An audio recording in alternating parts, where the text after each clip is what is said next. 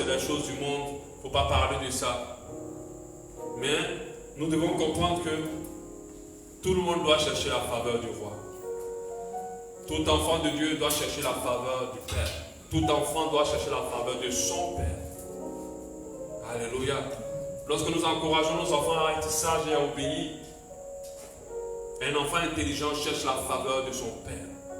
Et nous savons, lorsqu'il a la faveur de son Père, il a beaucoup de choses. Nous cherchons la faveur de beaucoup de personnes. Nous cherchons la faveur des personnes qu'on aime, des personnes avec qui on veut se marier, des personnes qui nous soutiennent, nos pasteurs. Mais beaucoup négligent le fait de chercher la faveur de Dieu.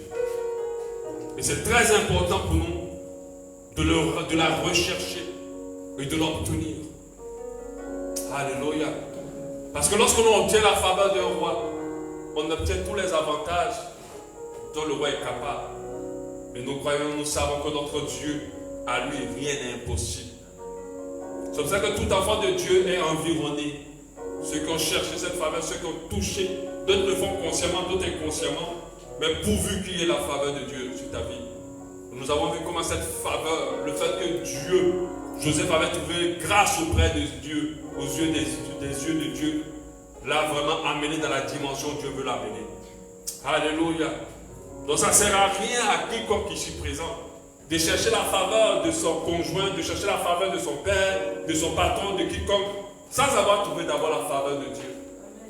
Parce que la faveur de toutes ces personnes dépend de la faveur de Dieu. Alléluia.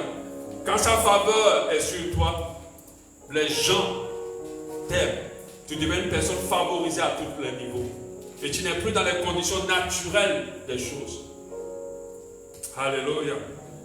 Et hier, nous avons compris que le premier moyen pour avoir la faveur, attirer la faveur de Dieu sur nous, c'est de chercher à être son ami. Nous savons quand tu es l'ami d'une personne qui dispose de tout, je pense que ce qu'il a deviendra à toi. Parce que c'est ce qu'on se dit entre amis. Tu es mon ami. Ce que j'ai est à toi. Alléluia. Je ne parle pas des amitiés hypocrites, je parle des véritables amitiés. Un ami est prêt même à faire plus pour son ami que pour sa famille. Et je disais que l'amitié, même s'il n'est pas supérieur à vue d'œil, comment on appelle ça, à la dimension de l'épouse, mais une dimension d'épouse sans amitié dedans, ça ne peut pas tenir. Alléluia. Parce que ce qui consolide un couple et qui le maintient vraiment, c'est l'amitié qui reste. Et ce qui détruit un couple, c'est lorsque l'amitié sort du milieu d'eux. Lorsqu'ils sont plus amis. Même s'ils s'aiment. Je vous dis, beaucoup de personnes divorcent, pas parce qu'ils ne s'aiment pas. Ils s'aiment encore, mais il n'y a plus d'amitié. Alléluia. L'amitié est une dimension très importante. C'est pour ça que Jésus n'a pas qualifié les disciples d'époux. L'époux, ça c'est l'église. Jésus a qualifié plutôt des disciples. Vous êtes mes amis. Alléluia. Et si on est ami de quelqu'un, je vous assure, tout ce que cette personne peut faire dans notre vie, elle le fera. Parce qu'on fait tout pour ses amis. Et Jésus a donné sa vie pour ses amis. Alléluia. Ça, c'est la première chose que nous devons rechercher. Et nous savons classiquement c'est quoi être ami de quelqu'un. C'est d'être en phase avec cette personne. C'est d'avoir une intimité plus profonde avec cette personne. C'est de partager tout avec cette personne. Ce n'est pas de voir cette personne comme un moyen d'obtenir ce que nous on veut. Si c'est ça, ce n'est pas ton ami. Mais c'est de voir cette personne comme une personne qui fait partie de ta vie et toi aussi de sa vie. Alléluia. Vous vous aidez tous les deux. Dieu n'a pas besoin d'aide, mais il a besoin de nous. Alléluia. Et c'est ça l'amitié. Il faut chercher cette dimension. Beaucoup de personnes pensent qu'après avoir expérimenté la nouvelle naissance, c'est fini. Et dès que tu expérimentes la nouvelle naissance, tu as atteint une dimension de relation avec Dieu. Mais il faut que tu progresses dans cette dimension. Tous les juifs n'étaient pas l'ami, ils n'étaient pas des amis de Dieu. Alléluia.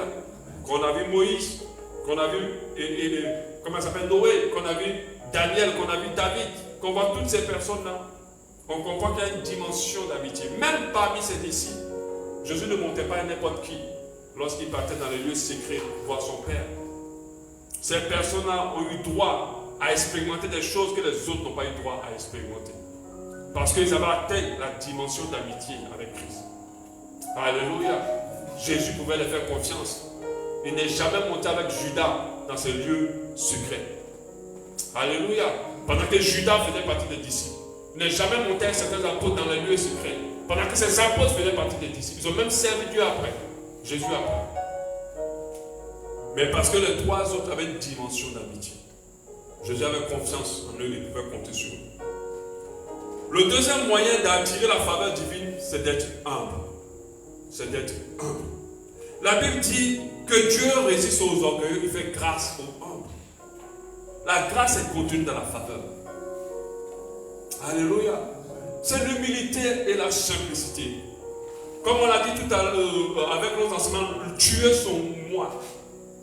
C'est de se vider de soi-même, de ne pas se réaliser soi, mais de réaliser encore plus la grandeur de Dieu.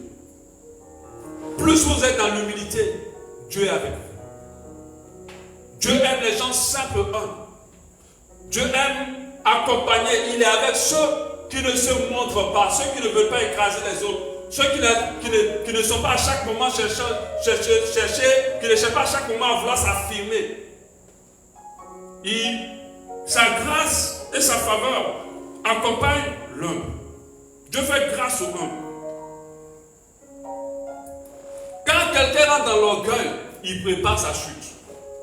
Et Dieu le lâche. Dieu n'est plus avec cette personne. Et des fois, ce genre de personnes, Dieu finit par être leur ennemi.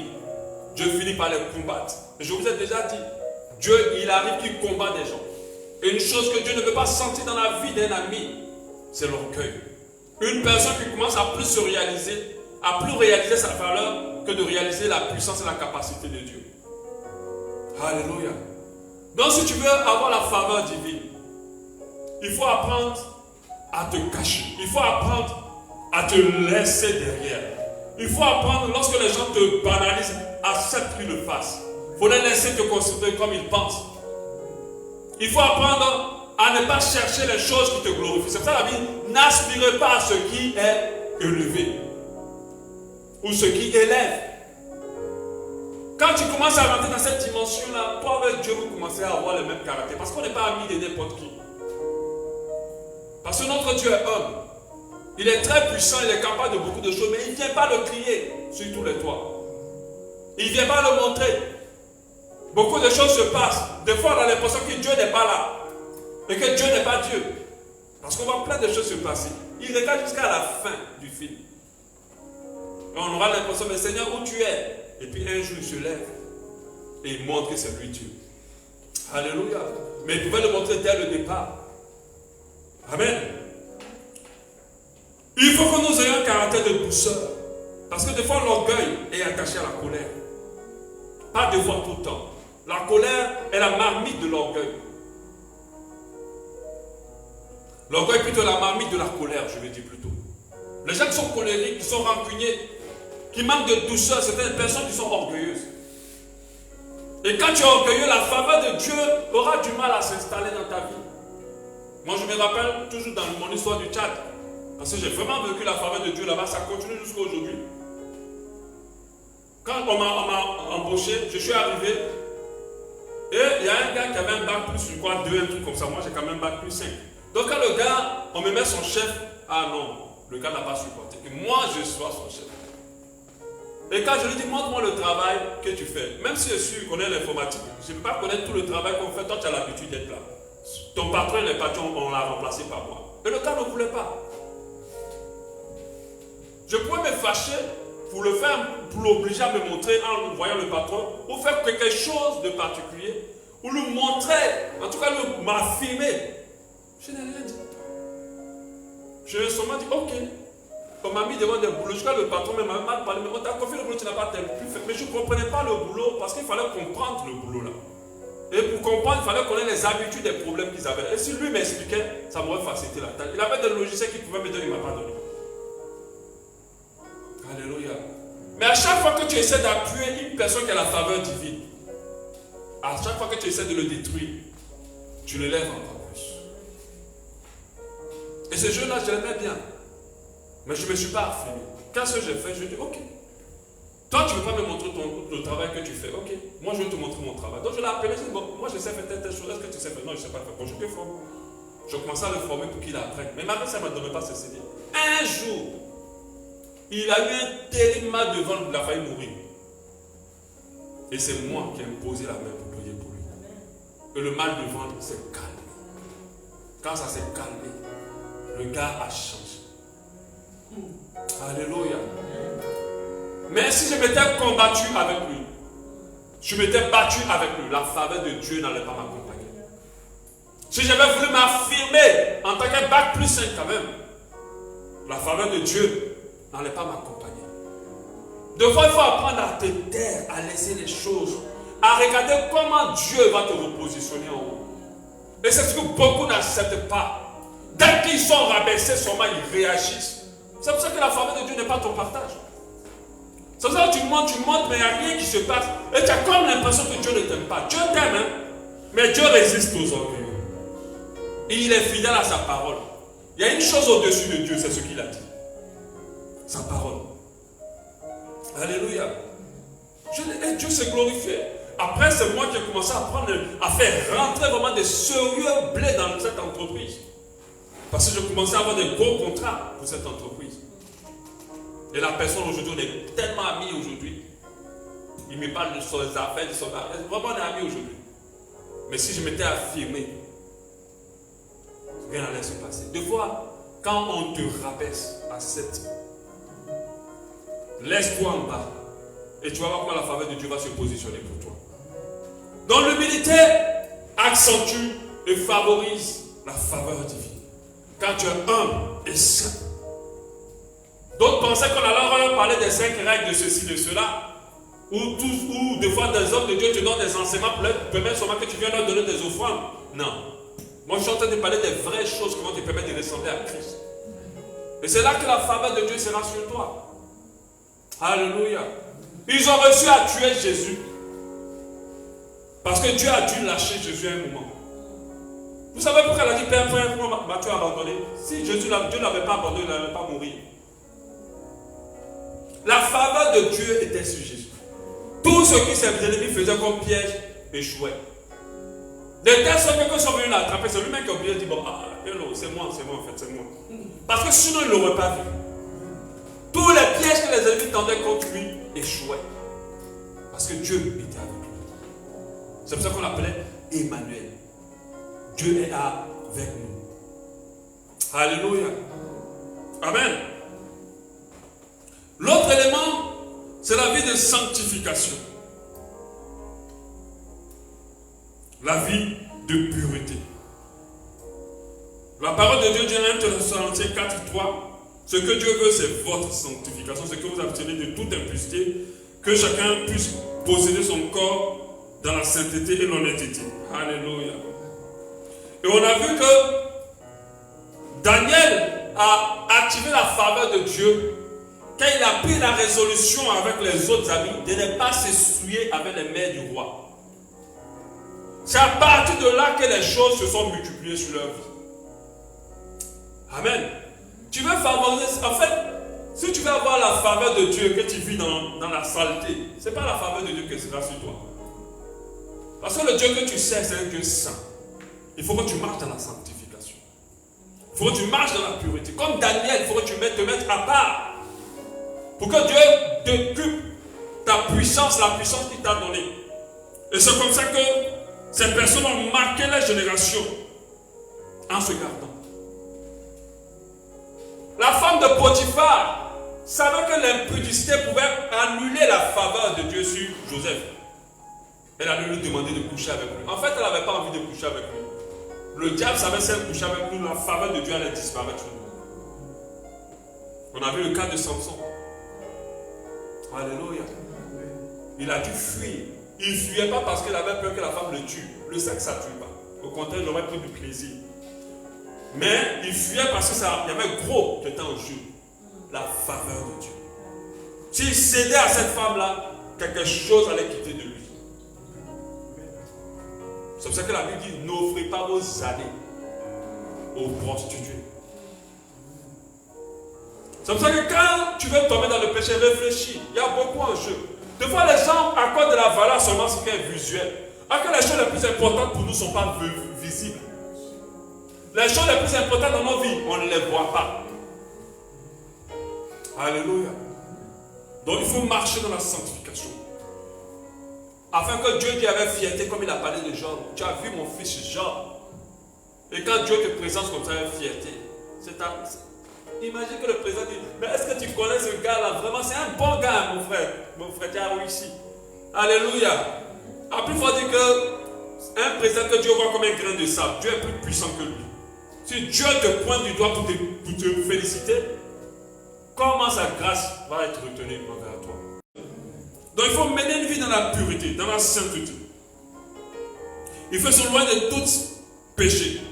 Il faut accorder, il faut te mettre à part pour glorifier Dieu. Alors la faveur de Dieu va se renforcer autour de toi. J'avais donné un enseignement, je parlais de la sanctification, une puissance de délivrance. Des fois, les vies sont bloquées parce que le péché a tout bloqué. Mais quand tu vis dans la pureté, la grâce de Dieu se dispose autour de toi. La faveur de Dieu est là. Celui qui touche à toi, touche à la prunelle de l'œil de Dieu. Tout le monde ne représente pas la prunelle de l'œil de Dieu. Seuls ses amis représentent la prunelle de ses yeux. Alléluia. Amen. L'autre instruction, 4, obéis aux instructions divines. Deutéronome 28, 11 nous dit, ce verset-là donne plusieurs conditions de bénédiction au peuple de Dieu. Deutéronome 28, 11, c'est long. Dit, si tu obéis à la voix de l'Éternel ton Dieu, en observant, mettant en pratique tous ces commandements que je te prescris aujourd'hui, l'Éternel ton Dieu te donnera la supériorité sur toutes les nations de la terre. Ça, c'est la faveur de Dieu. Amen. Même ce fameux verset dit, je ne serai pas à la tête, je serai à la queue, il est là. C'est en Deutéronome 28. Je ne serai pas à la queue, je serai à la tête. C'est en Deutéronome 28. Voici toutes les bénédictions se répandront sur toi et qui seront ton partage lorsque tu obéiras à la voix de l'Éternel ton Dieu. Tu seras béni dans la ville et tu seras béni dans le champ, Le fruit de tes entrailles, le fruit de ton sol, le fruit de ton troupeau, les portées de ton gros et de ton menu bétail, toutes ces choses seront bénies. Ta corbeille et ta rue seront bénies. Mais ils ont précisé, si tu observes les instructions de Dieu. Des fois, on proclame ça sur les gens sans les amener à obéir à Dieu. Toutes ces bénédictions étaient conditionnées. Parce que quand tu lis le verset qu'elle a fait, après il dit, mais si tu n'obéis pas, et il commence à lister toute une liste de malédictions. Alléluia. Il dit, l'Éternel te donnera la victoire sur tes ennemis qui s'élèveront contre toi. Ils sortiront contre toi par un chemin et ils s'enfuiront devant toi par 7 chemins. L'Éternel ordonnera la bénédiction d'être avec toi dans tes greniers et dans toutes tes entreprises. On appelle ça comment? La faveur divine. Mais il dit, si tu obéis à mes instructions. L'obéissance aux instructions de Dieu, ce n'est pas seulement de marcher dans la sanctification. C'est d'écouter ce que Dieu dit et de le faire. Mais il y a des gens qui sont têtus.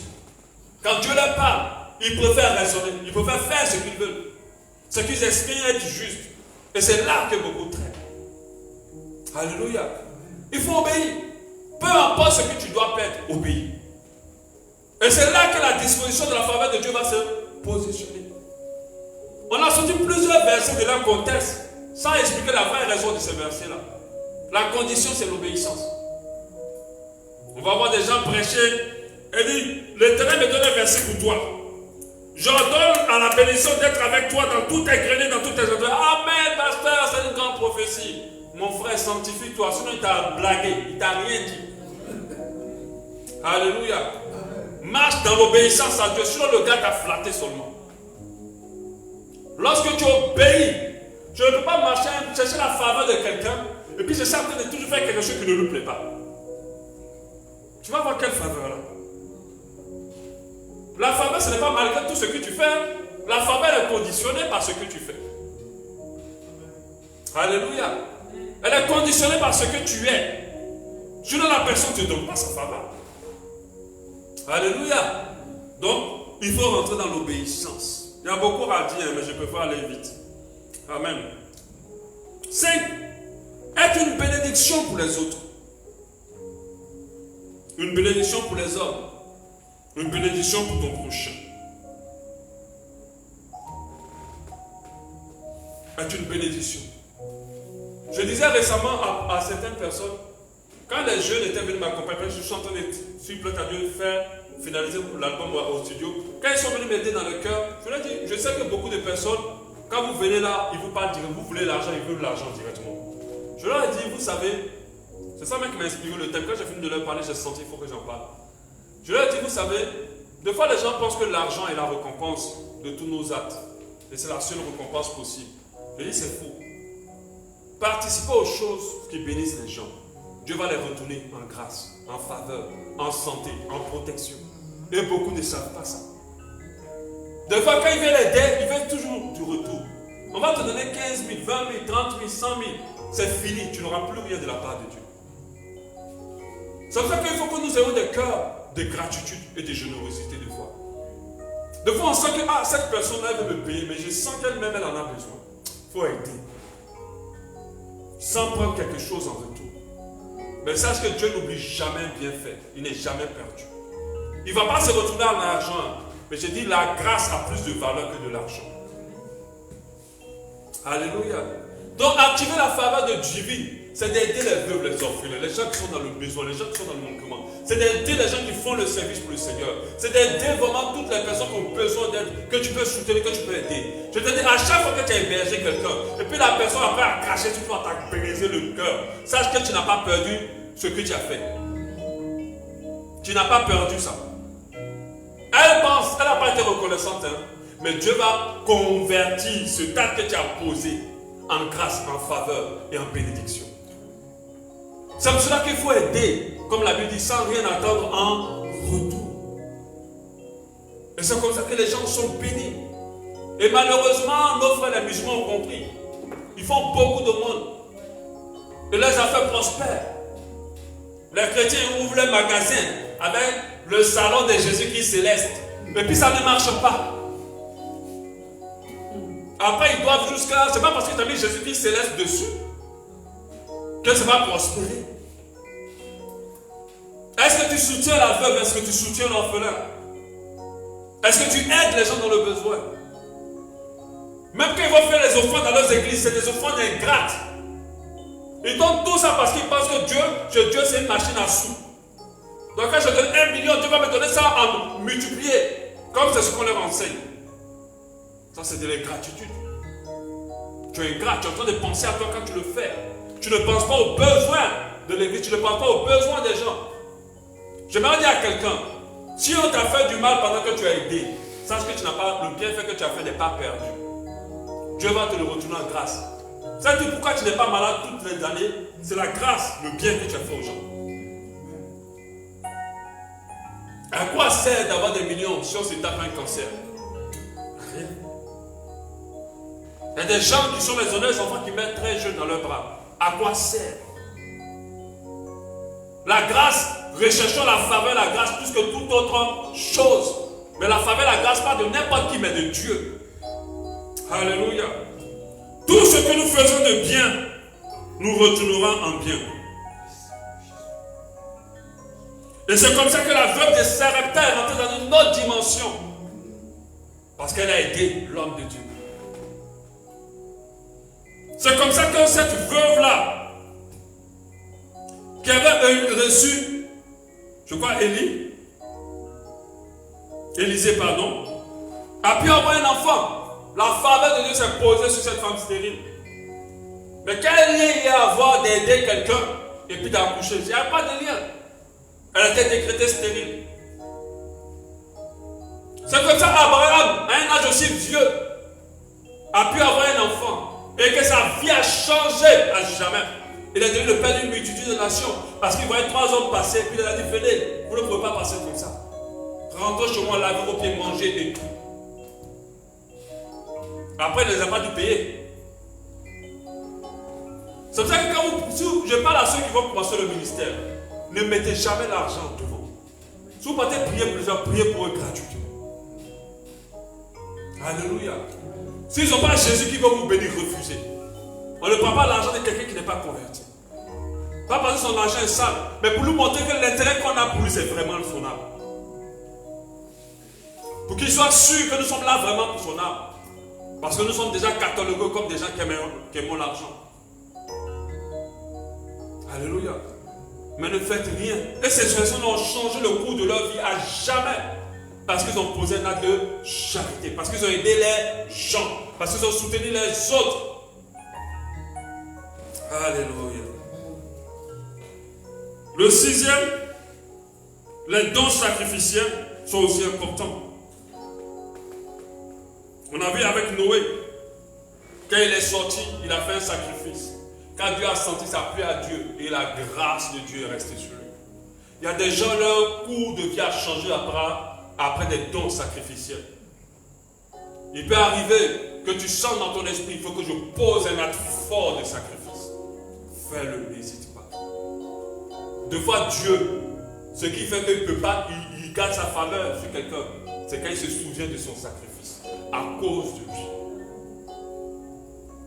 Quand il se souvient de ce que cette personne a fait, à cause de Dieu. Beaucoup ne sont pas dans le mariage, parce qu'ils n'ont pas pu sacrifier leur plaisir sexuel. C'est pour ça que Dieu, même quand ils arrivent dans le mariage, ils ne tombent pas avec la personne de leur destinée. Ils tombent avec des personnes compliquées. Arrivé un moment, sacrifie ce plaisir sexuel. Parce que sacrifier, donc sacrifier, ce n'est pas seulement d'avoir de l'argent à l'église, mais c'est aussi se dire, moi je sacrifie ce plaisir-là. Cette chose-là, c'est vrai que tout le monde, on en a besoin, il faut faire. Je suis habitué, non, je mets ça. Je le tue ça à la croix de Golgotha. Le Seigneur va sentir ce sacrifice. Et quand Dieu sent ce sacrifice, il dit, non, celle-là, celui-là, je ne peux pas le laisser comme ça. Il faut que je fasse quelque chose pour lui. Et c'est comme ça que Dieu t'accompagne. Et il est avec toi. Quand tu rentres dans le mariage, même quand il y a des difficultés, Dieu le... Parce que nous, les hommes, nous ne pouvons rien tenir. Nous ne pouvons rien réussir si Dieu n'est pas avec nous. Alléluia. La Bible dit, ceux qui sèment avec l'âme moissonneront avec chant d'allégresse.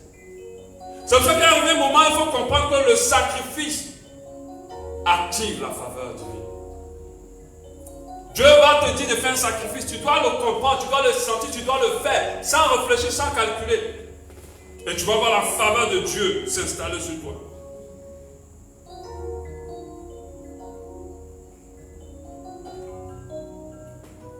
Alléluia.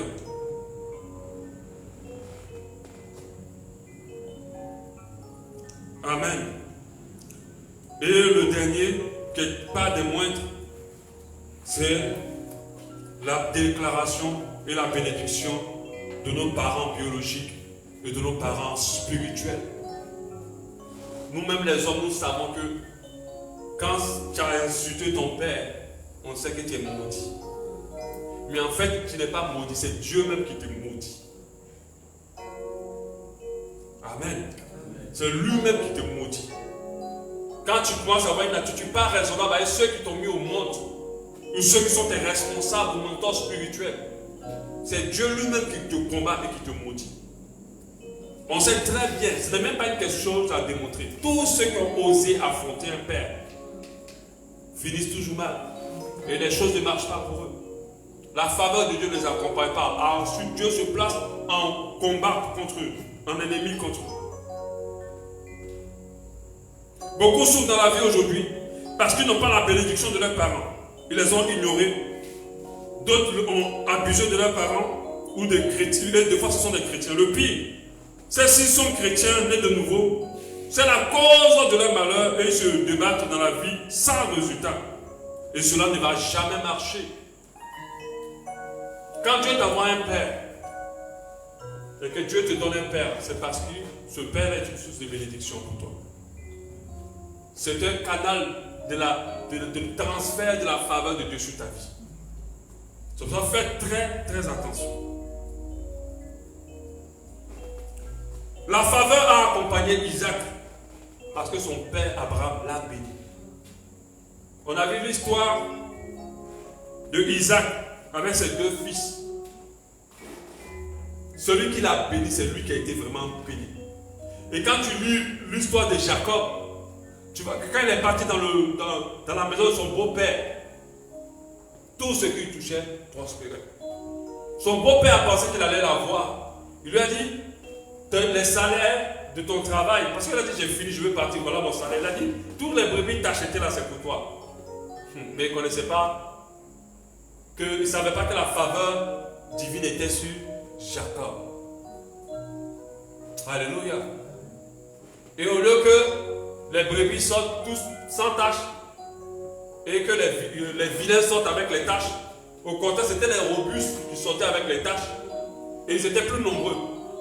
Donc Jacob est venu plus riche que celui qui l'a payé son salaire. C'est-à-dire que moi, tu viens travailler chez moi et puis tu deviens plus riche que moi avec les choses que moi je t'ai données. Mais parce que la faveur, et son beau-père, je ne retiens pas tout son nom, là-bas, a reconnu que depuis que Jacob est arrivé, ses affaires ont prospéré. Il n'était pas riche avant que Jacob n'arrive. Mais parce que Isaac avait béni Jacob. C'est pour cela que ne vous amusez pas à la bénédiction d'un père. Ne négligez pas. Toutes les formes de père que Dieu vous donne, il ne faut pas négliger. La Bible dit, honore ton père et ta mère et tu vivras longtemps, tu seras béni. On ne demande pas de les adorer comme des dieux, mais de les honorer. Ça renforce et ça active, ça maintient la faveur de Dieu sur nos vies. Alléluia. Tout ce que j'ai donné, ce n'est pas des choses qu'il faut appliquer l'un ou l'autre. Il faut les appliquer entièrement. Si tu es l'ami de Dieu et que tu n'as pas la grâce et la bénédiction d'un père, c'est-à-dire que tu négliges un père, malgré que tu as une intimité profonde avec Dieu, ça ne va pas marcher. Parce que toute autorité vient de celui-là avec qui tu veux être son ami. C'est comme moi, je suis l'ami du président et puis je bafoue sa secrétaire, je bafoue ses ministres. Même si tu es le fils du président, le président va dire, toi là tu as un problème. Alléluia. Parce que c'est lui qui a établi ça. Si tu ne respectes pas ce qu'il a établi, tu ne le respectes pas lui. Alléluia. Donc il est très important pour nous, et je dis pour conclure, nous devons chercher la faveur du roi. Tout ce que j'ai donné, chercher à être son ami. Nous devons chercher à marcher dans l'obéissance et la sanctification. Nous devons faire du bien aux autres, parce que tout le bien que nous faisons aux autres se retourne en faveur lorsque nous ne prenons pas de récompense en retour. Alléluia. Nous devons demeurer dans toutes ces choses-là et nous allons voir seulement la faveur de Dieu s'installer. Nous devons être humbles, être bienveillants envers les gens. C'est pour ça que des fois quand je dis à quelqu'un laisse tomber, les gens ne comprennent pas en fait quand on te dit laisse tomber. Quand je te dis laisse tomber ce qu'on t'a fait, c'est parce que Dieu va te rendre cela en plus grand. Il va te venger, il va t'accorder sa grâce. Dieu avec celui qui est juste, Dieu avec celui qui est humble, Dieu avec celui qui aide les autres. Et il n'y a pas une autre règle, il n'y a pas un autre moyen pour que Dieu soit avec toi. Dieu avec celui qui aime la pureté, celui qui aime la sanctification, celui qui sait pardonner, celui qui est simple, celui qui est humble. Ça ne veut plus que Dieu l'est. Et quand Dieu est avec toi, c'est la présence de sa faveur aussi est manifeste dans ta vie. Alléluia. On va prier par rapport à ce message-là. Et on va prier pour notre mort après. Oh, j'ignorais que tu étais là. Oh, tu étais là dès le départ.